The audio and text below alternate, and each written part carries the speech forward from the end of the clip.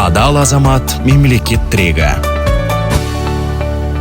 Заң мен тәртіп әділеттіліктің басты шарты. Заңға деген құрмет адал азаматқа тән қасиеттің бірі. Бұл мемлекеттік органдарға ғана емес, барша халыққа ортақ міндет. Үкімет әзірлеген заң мен тәртіп тұжырымдамасы аясында құқық бұзушылыққа жедел ден қоюға ғана емес, алдын алу шараларымен азаматтардың құқықтық сауатын арттыруға баса назар аударылады.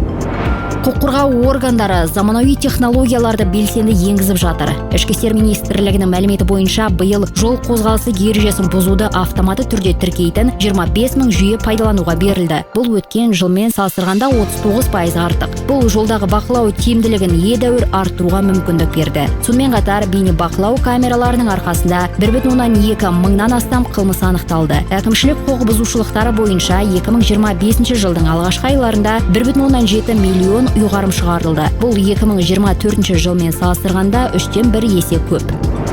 Азаматтық қоғамның құқықтық тәртіпті сақтауға қатысуын кеңейту маңызды қадам болды. Бүгінде 20 мыңнан астам ерікті көмекші полициямен ынтымақтасып, қылмыстарды анықтауға және жолын кесуге көмектесіп жатыр. Олардың белсенділігі арқасында жыл басынан бері 1,3 мың құқық бұзушылыққа жол берілмеді. Сондай-ақ 33 мыңнан астам әкімшілік құқық бұзушылық тіркелді. Бұл өткен жылмен салыстырғанда 3-1-ге артық.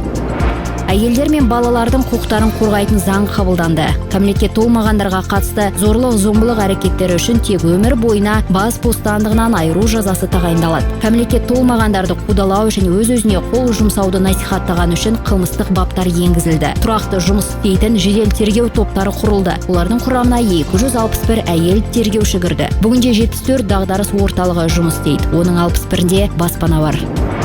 Есірткі қылмысына қарсы белсенді күрес жалғасып жатыр. Цифрлық саладағы құқық бұзушылықтарға қарсы күрес аясында киберқылмысқа қарсы іс-қимыл департаменті құрылды. Шетелдік азаматтар мен туристер үшін қауіпсіз орта құру аясында жұмыс жүргізіліп жатыр. Туристік карта жобасы іске қосылды. Ол Safe Travel KZ порталына апаратын арнайы QR коды бар платформа. Бұл сайтта туристердің елде қауіпсіз болу үшін барлық қажет ақпарат пен ұсыныстар, сондай-ақ мобильді қосымшаларды жүктеуге сілтемелер орналастырылған.